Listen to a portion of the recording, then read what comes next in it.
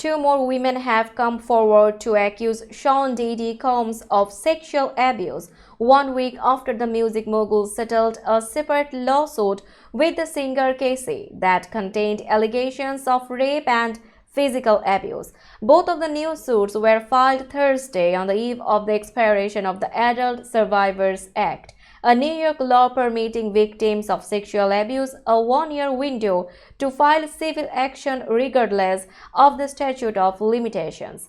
The filings detail acts of sexual assault, beatings, and forced drugging allegedly committed in the early 1990s by Combs, then a talent director, party promoter, and rising figure in New York City's hip-hop community. One of the accusers, Joy Dickerson, said she was a 19-year-old student at Syracuse University when she agreed to meet Combs at a restaurant in Harlem in 1991.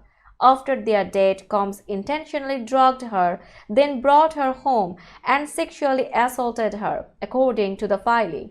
Without her knowledge, Combs videotaped the assault and later shared it with several friends in the music industry, the suit alleges. The public exposure sent Dickerson into a tailspin, contributing to severe depression that landed her in the hospital and forced her to drop out of college. In a separate lawsuit filed Thursday, an unnamed woman accused Combs and an R&B singer Aaron Hall of sexually assaulting her and a friend, then beating her several days later.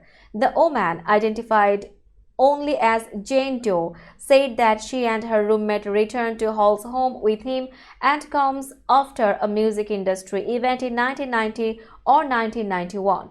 The accuser said she was coerced into having sex with Combs. Afterward, as she was getting dressed, Hall barged into the room, pinned her down, and forced Jane Doe to have sex with him, the suit states. When the victim later spoke to her friend, who is also not named, she learned that her friend had been forced to have sex with Combs and Hall in another room, according to the suit.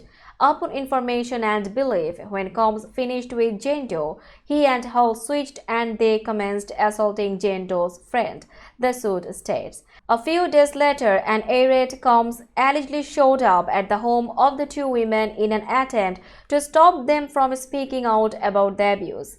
He then choked the woman identified as Jane Doe until she passed out, the suit states. In an emailed statement, a spokesperson for Combs denied the allegations, accusing the two women of seeking to exploit the New York law that temporarily extended the statute of limitations.